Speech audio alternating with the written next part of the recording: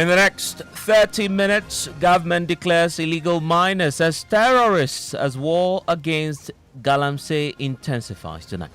I want to take this opportunity to sound a note of caution to those involved in this illegal mining enterprise and their faceless collaborators hiding behind political polarization and influence, that any attempts to make calls and overtures to intercede for their notorious culprits will not succeed. I'm very happy that Attorney General is taking the necessary step to try to reconstitute and bring back dedicated courts in dealing with these terrorists. And that's how we see them. They are terrorists. There's more unfolding tonight as the Lands and Natural Resources Minister stirs controversy by claiming 80% of galamsey size devastated lands as well will be reclaimed. Support efforts to reclaim lands from the environmental terrorists. We have been told that 80% of the degraded lands have been reclaimed. This is good news, but we need to verify. We need to verify and confirm. We recall that a while back we heard that 7 out of 9 forest reserves had been reclaimed. One of the forest reserves that had been reclaimed is the very forest reserve where forestry staff were attacked and one was left fighting for his life.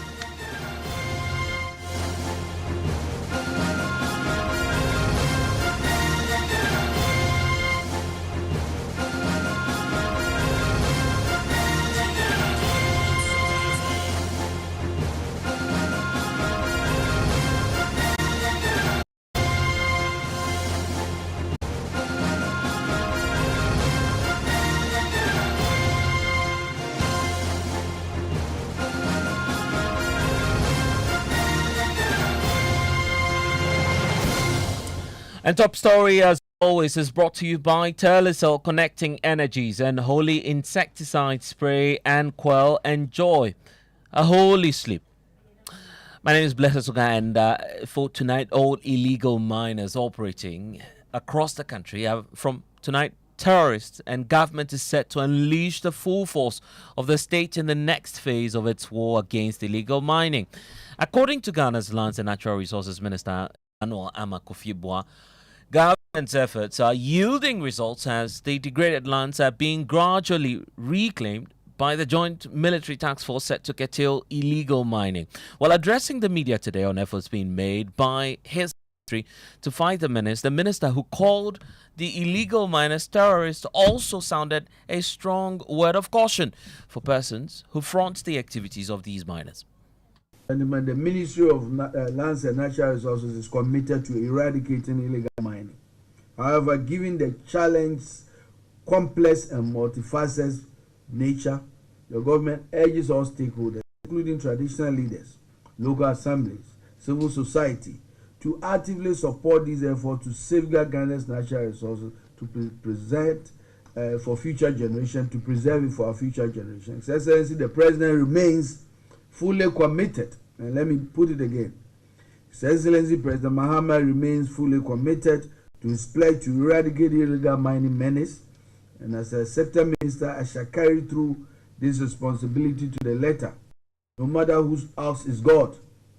I want to take this opportunity to sound a note of caution to those involved in this illegal mining enterprise and their faceless collaborators hiding behind political polarization and influence, that any attempts to make calls and overtures to intercede for their notorious culprits will not succeed. This fight is a collaborative effort and involves a lot of sector agencies, a lot of institutions. And I take the opportunity to urge all of these institutions, including the defense, police, the judiciary, to play their part.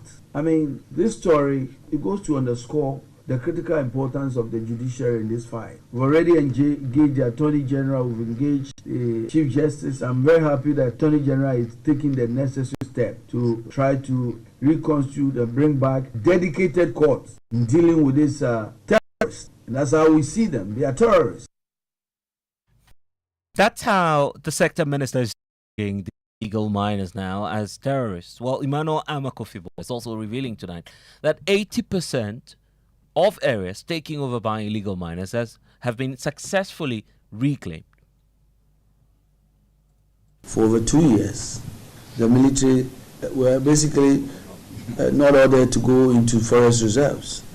And so I described some of the forests that were overtaken. In 2 months, we reclaimed almost 90% or 80% of our areas that were taken over. That's progress. We have to be relentless. But please, don't compare 60 days record to an 8-year record. We have to win together. And this fight is not going to be easy. Well, so how is the government winning this fight, if indeed that's the revelation coming through from the sector minister? Hannah Odami is joining us now with more on this. And Hannah, let's talk first of all about the areas the minister is referring to. Give us a sense of that. Well, Blessed, according to the minister, at the beginning of the year 2025, there were 9 forest reserves which were classified as no-go zones due to the dominance of the armed illegal miners who access routes and prevented the Forestry Commission officials from performing their duties in these no-go zones. It also goes on to say that sustained joint operations, out of that 7 of these 9 reserves have now been reclaimed, and that makes up the 80%. And these areas include the Jimera and Jimera extensions in the Ashanti region, Afawa Hills in the Bibiani and Sobekwai municipality in the Western North region, and Tano and also in the Western North region. The others are the Ofing Shelter Belt and Anguiaso East, and Anguiaso South and Subri. Now, Blessed, I must add that according to the minister, the armed gangs have tried to re-enter the forests, which has resulted in some exchanges between them, and he calls bandits, and there's an exchange between them and the Forestry Commission, which we know has resulted in some near assault on one of the Forestry Commission personnel who is currently battling for his life at the Konfanochi Teaching Hospital. Yeah. But to be fair to the minister, that's not all, because a lot more reserves are on target. Exactly. He said that's 2 of them, and they are the Asenyayo and the Seri ones reserves, which are on target, and they are ensuring that they'll be able to reclaim those reserves as well. The question now about the task force and their role in the fight, what more do we know about that? So the minister went on to say that the Joint Military Forestry Commission Task Force has conducted target operations in the high-risk districts across, and these are the high-risk districts, Ashanti, Western, and Western North regions, which we heard some of them have been reclaimed. And this, he says, has led to significant seizures and arrests. Now, let me give you a breakdown of the seizures he talks about. In the forest districts, we have 14 excavators being seized in Inquire. At that place, they also seized 1. In Bibiani, they seized 44 excavators and 1. In Enchi, they seized 28 excavators and 1 bulldozer. In Sefiriya, so they were able to seize only just 1 excavator without any bulldozer being seized.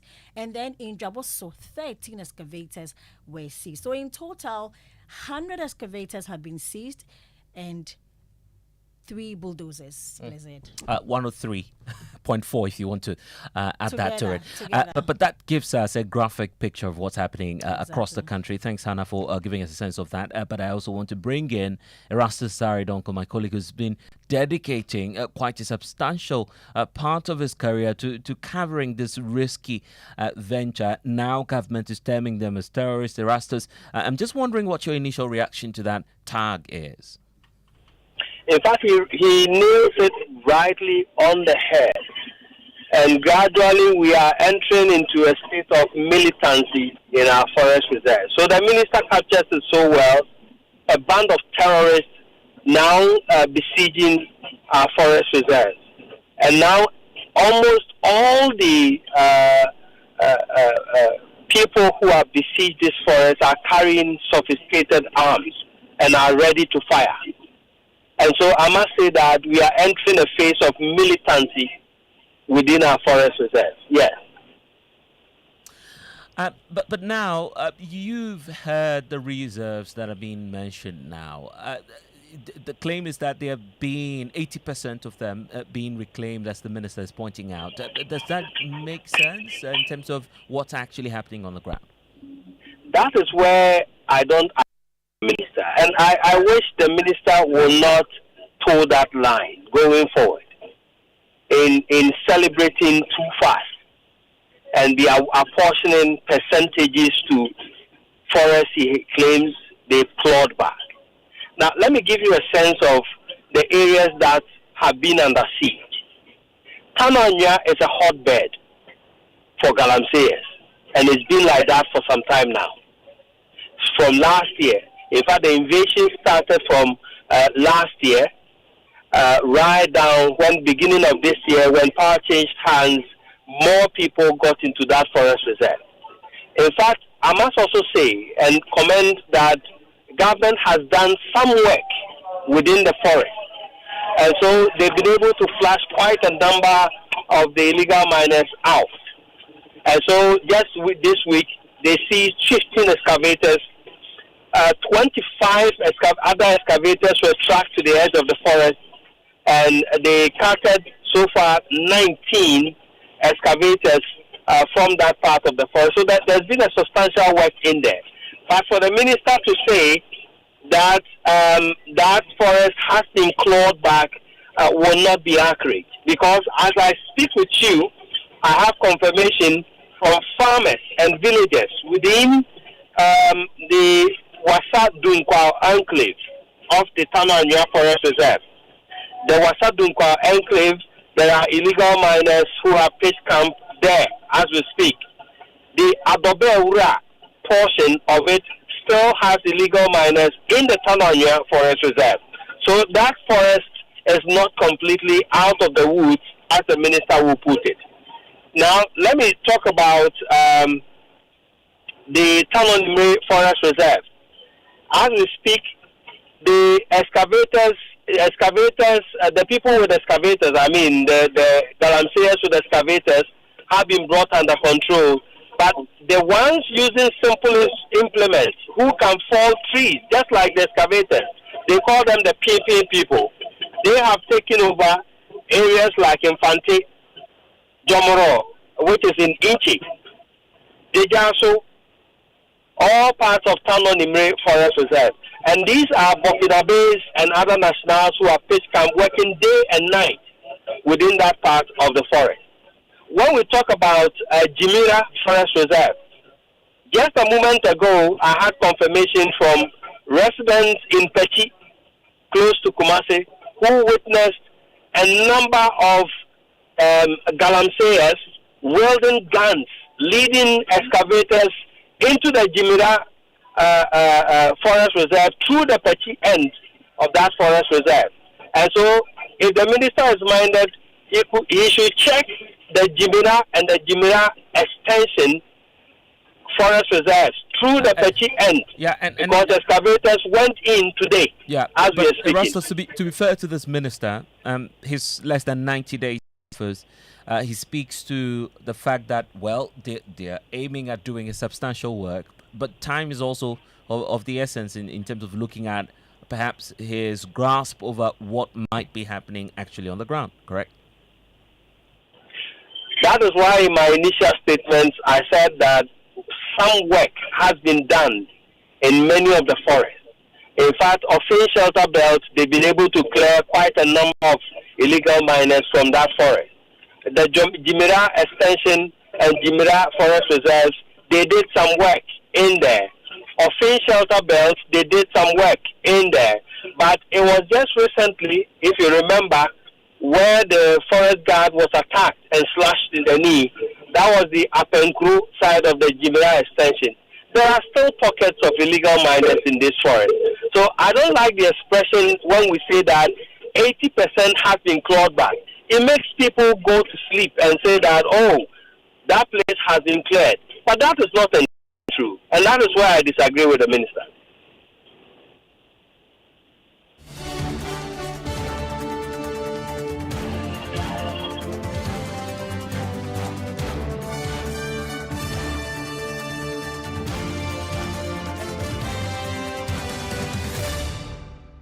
And that's my colleague Erastus Asaridonko there, giving us a sense of what's happening on the ground. I want to bring in now Charles Sedem, a research fellow at Bridge Consult, focusing on environmental care. And Sedem, let's get to it, because government is now scaling up its posture and a no-go tolerance policy on these illegal miners. But do you feel that, I mean, looking at the broad plan by the minister, they will indeed succeed? Well, I didn't quite get. Thank you very much for the opportunity. I didn't quite get the position on the broad the strategy of the minister. However, I saw that the minister is adopting a combative approach to solving this problem. Over the years, what we have been doing is to help stakeholders develop a system of a communication strategy so that all parties involved will understand the negative and the positive of galamsey. So the minister will flush out these people from the forest. But what happens after that? Because people's livelihood depend on this.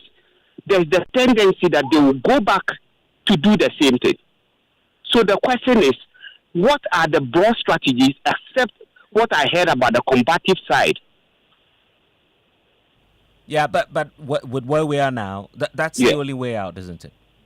Sure, it is the start. It's quite unfortunate that we have gotten to this level. We shouldn't have been here in the first place if we had engaged the people more. The president has been urged now to just give the green light for a full-scale state of emergency on this matter. Sure. I think... Please go ahead. No, I'm with you. I'm listening. Yes, I think that could have been done long ago. But even that one alone can't resolve this issue. People have not been consulted enough. The stakeholders were not engaged enough. If my life depends on something that is illegal, but that is what is feeding me and my family, it will be very difficult for you to tell me that let me put it down without an alternative. So for this to be sustained, there should be an alternative livelihood program for the people. So it calls for collaboration and partnership. It doesn't necessarily have to be, if you want me to put an arm down, like it happened in some war-torn countries. If you want people to put their ammunition down, what should they do? You must provide an alternative to their livelihood. If you take Congo's case, DR Congo, for instance, the war that had been on for years is all about the diamond that they have. And people were asked to exchange their weapons with something. So if maybe I'll get a job to do or I have capital to start something else, I wouldn't go back there. But if you don't provide that, it will be a full-blown combative activity, which is not good for this country. So yes, we fail first of all in doing the right thing at the beginning. That's engaging people, providing them livelihood alternatives, so that we can develop a strategic communication to make. Look, if you go to some of these galamsey areas, there are villages where all they do is to depend on selling food to the galamsey, depend on renting their houses to the galamsey people. If that is what they are doing, how do you get all those people to back you in reclaiming the forest that you want to take? It is not possible. So you need to bring all these people on board. The villager who is actually providing the land, the houses, and the food to a galamsey person should be involved in the conversation. This has been missing all this while, and we are here now because people have actually taken the law into their own hands, very well armed, and then doing what is quite unfortunate at this point in time. 80% is the assessment of the minister himself. We do not know if that's subject to any scientific process, but that's what he's announcing to us as the amount or the sheer number of reclaimed land that we're dealing with. Do you first of all believe that we've reclaimed enough? I listened to your colleague Erastus. He has been doing extensive work on this manner, but the fact of the matter is that we cannot dispute what the minister is saying. Erastus collaborated the fact that yes, some work had been done. A lot of them have been flushed out of the forest. But for me, the issue is sustainability. Is this approach going to be sustainable? That's the question that everybody should be asked. The numbers, fantastic. We don't have the data to verify whether the minister has achieved that. But what we need to do is how to sustain that. The minister is talking about being combative all this while, but I feel that If you want to go by that, it will not be sustainable. You must but just to adopt a point out- multifaceted approach Yeah, but just in to point tackling this. as well that if the minister says it's 80% and it's not entirely 80%, at least there is some reclaimed land. So how do we sustain Absolutely. it? Absolutely. That's what I'm saying, that yes, the reclaimed land, you can only sustain your hold on those forest reserves if you provide the people with an alternative livelihood. If you adopt collaborative and partnership approach to doing this, if you involve the communities that are affected more, even if you bring the galamsey people to the session, that is when you can sustain it. But the community engagement, no two ways. The minister has spoken about that. Yeah. But I'm just wondering how many times that ought to be done. It appears that the people of Ghana, especially those in galamsey prone areas, seem to be getting more reward in the illicit act itself than collaborating with government. You agree? It's about money. I agree with you perfectly. If you go to my hometown in Volta region, there's no mining activity, or mining is not profound. But you see a lot of them who are farmers and fisher folks have all migrated to the galamsey areas now doing mining. You ask why? Because it provides them with a higher returns as compared to what they are used to in my hometown. So what should we do? That person who had to come back to his hometown with nothing must have something to live on. So, see, government should be prepared to go at this way.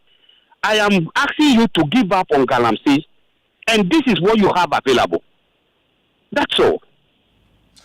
But you see, Sedem, the point about the gold board now is also coming to the fore, and giving us a sense of what might happen in the future in terms of a broader strategy by government. The fact that, well, allow them to mine, and whatever the case, the government will control the sale of it. So it's a two-way approach, isn't it? Looking at the gold board approach and the fact that, well, we're not able to deal with it at the grassroots level, the gold board will definitely be a check measure. Well, the galamsey issue, the problem is all about policy trap. That's using an intended policy objective. Are you there? I'm listening. Yes, an intended policy objective that rather bring a negative return. Gold board, which is empowering and building the capacity of people in small scale mining, is a good approach. However, how effective is our compliance system? Are we able to regulate their activities, the issuance of licensing and all those things? They are key. If you cannot actually regulate the activities of all these people, then there's no way starting all together. So we started wrongly. We want to give people opportunity to have a livelihood, but we have not actually been so serious in ensuring that they comply with the regulatory framework. I see. So for you, it's not. As we wrap up, the point about the way forward and what we need to do immediately. Now the minister says, well, these are terrorists. So obviously the combative approach will be the onslaught. I mean, should that be sustained? Should that be funded? Should that be given more support by the government? I wouldn't advise that we go. You have not taken. Somebody can hand over the weapon and begin something different from galamsey. If he still has the weapon, he's going to go back there. Because for how long will the government sustain that effort? By keeping the soldiers and other security people in the forest. It's going to be a long battle. It's quite unfortunate, like as Rasto said, we have gotten to this level. We shouldn't have been here after all. In the first place, we shouldn't have been there. So it's going to be a very long and difficult effort to sustain this fight using the combative approach as the minister elaborated. And your recommendation? My recommendation is engage in